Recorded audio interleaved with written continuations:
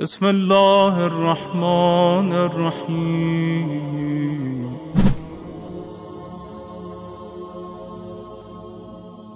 السلام علیکم ورحمۃ اللہ وبرکاتہ۔ اعوذ باللہ من الشیطان الرجیم، بسم اللہ الرحمن الرحیم، الحمدللہ والصلاۃ والسلام علی عبادہ الذین اصطفیٰ ولعنۃ اللہ علی اعدائہم اعداء اللہ، اما بعد فقد قال اللہ تعالیٰ فی القرآن الکریم، بسم اللہ الرحمن الرحیم، وہو الذی انزل علیک الکتاب منہ آیات محکمات و اخر متشابہات۔ عزیزو، آپ سبھی کو ماہ شعبان کی تمام جو مبارک ایام ہیں اس کی مبارکبادی پیش کرتا ہوں اور دعا کرتا ہوں کہ خدا ہم سب کو اس مہینے میں ماہ رمضان کے لیے آمادہ اور تیار ہونے کی توفیق عنایت فرمائے انشاءاللہ تعالی۔ جیسا کہ طے ہے کہ ہم لوگ تفسیر قرآن کے موضوع پر ہماری گفتگو ہے، اور اس سے پہلے ایپیسوڈ میں ہم نے ناسخ اور منسوخ پر گفتگو کی تھی کہ کون سی آیت ناسخ ہوتی ہے اور منسوخ کا کیا مطلب ہے۔ اس کا مطلب بس اتنا میں دہراؤں اسے کہ جو ایک قانون آتا ہے اس قانون کو پھر کسی حالات کی وجہ سے اس قانون کو خداوند عالم باطل کر دیتا ہے، زائل کر دیتا ہے۔ اب جو دوسرا نیا قانون آتا ہے اسی کے ضمن میں اسے ناسخ کہا جاتا ہے اور پرانے والے قانون کو منسوخ کہا جاتا ہے، کیونکہ وہ قانون ختم ہو گیا، اب وہ قانون پر عمل نہیں کرنا ہے۔ یہاں پر ایک سوال یہ کیا جاتا ہے کہ کیا خدا کو معلوم نہیں تھا کہ یہ چیز ہونے والی ہے؟ کیا خدا کو حالات کی اطلاع نہیں تھی؟ یقیناً خدا کو حالات کی اطلاع تھی، لیکن خدا کبھی بھی اپنے علم کے اعتبار سے لوگوں کے لیے عمل نہیں کرتا ہے، کوئی ایکشن نہیں لیتا ہے، لوگوں کے حالات پر انہیں موقوف کر دیتا ہے، چھوڑ دیتا ہے کہ دیکھو یہ ہم نے تمہیں موقع دیا تھا، تم نے اس پر عمل نہیں کیا، لہٰذا اب تمہاری وجہ سے ہم اس قانون کو بدل رہے ہیں۔ اور آج کل آپ دنیا میں بھی دیکھیں کہ کچھ قانون کی جو کتابیں ہوتی ہیں، قانون تو لکھے جاتے ہیں لیکن پھر حالات کے تحت ان قانون کو تبدیل کیا جاتا ہے، بدلا جاتا ہے۔ یہ ناسخ اور منسوخ کے حوالے سے گفتگو تھی۔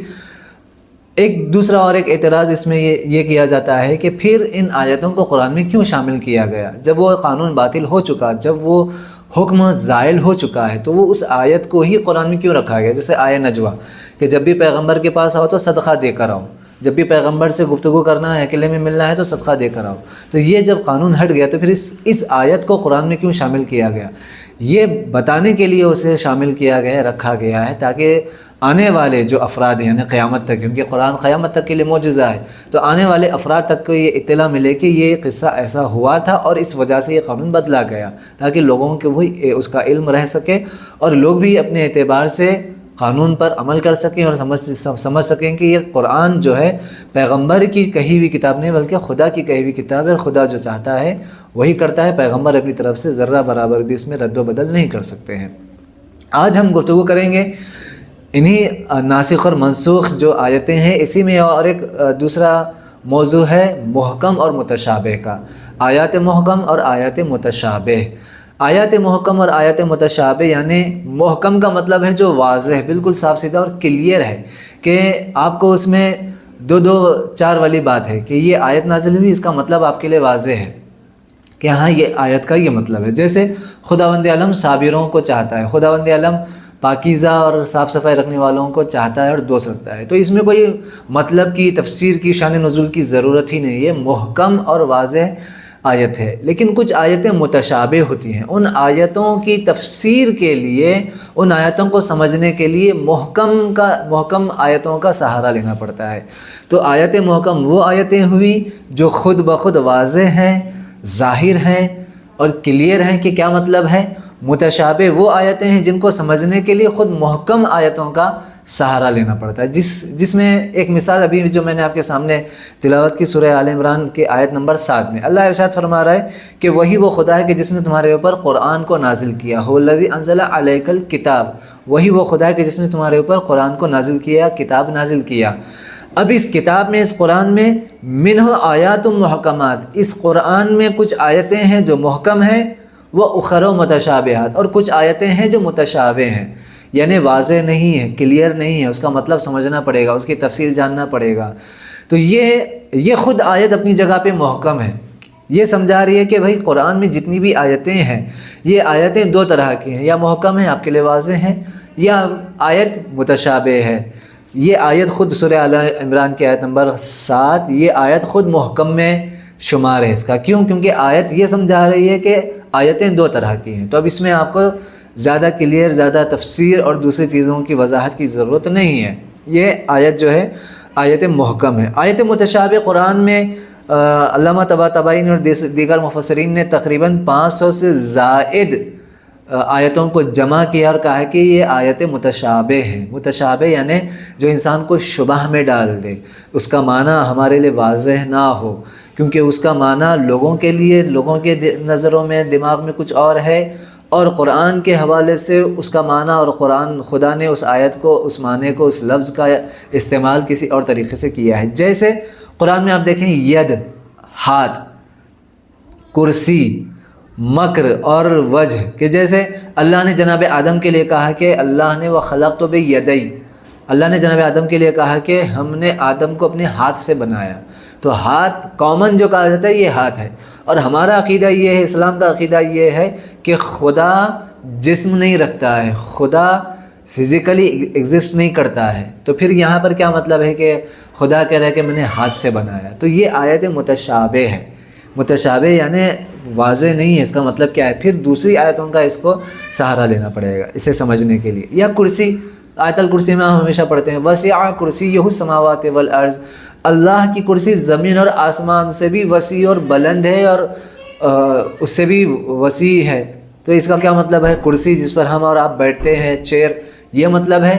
یہ آیت متشابہ ہے۔ اب اس آیت کا اور اس لفظ کا مطلب سمجھنے کے لیے ہمیں لغت میں جانا پڑے گا، کہ یہ دیکھنا پڑے گا کہ عربی حضرات کرسی کا لفظ کہاں کہاں اور کیسے کیسے استعمال کرتے ہیں، یا خود قرآن کی طرف متوجہ ہونا پڑے گا کہ یہاں پر کرسی کا معنی کیا لیا گیا ہے۔ کرسی عام طور سے جو ہم کہتے ہیں اقتدار، اتھارٹی، پاور، یہ استعمال ہوا ہے۔ یا اللہ کافر اور منافقین کے لیے کہتا ہے کہ وہ مکروا ومکر اللہ واللہ خیر الماکرین، کہ کفار نے مکر کیا، فریب کیا، چال بازی کی، چالاکی کی، اللہ نے بھی ان کے ساتھ چالاکی کی، اللہ نے بھی ان کے ساتھ چال بازی کی اور ہوشیاری کی۔ واللہ خیر الماکرین، اور اللہ تو بہترین سازش کرنے والوں میں سب سے بہترین ہے۔ اللہ چالاکی اور ہوشیاری کرنے والوں میں اللہ سب سے بہترین ہے۔ تو مکر اگر آپ دیکھیں گے قرآن میں یا احادیث میں، مکر اور مکاری غلط معنی میں استعمال ہوا ہے، کیونکہ ہم کہتے ہیں کہ انسان یہ بہت بڑا مکار ہے، لیکن اللہ کہہ رہا ہے کہ اللہ بھی مکر کرتا ہے۔ تو یہ آیت متشابہ ہے۔ اس کا مطلب یہ ہے کہ یہاں پر مکر سے مراد وہ والا جو ہم عام طور سے استعمال کرتے ہیں مکاری میں، وہ مطلب نہیں ہے، بلکہ سازش، پلاننگ میں ہے، کہ کفار اور منافقین بھی پلاننگ کرتے ہیں، اللہ اس سے بھی بہتر پلاننگ کرتا ہے، سازش کرتا ہے۔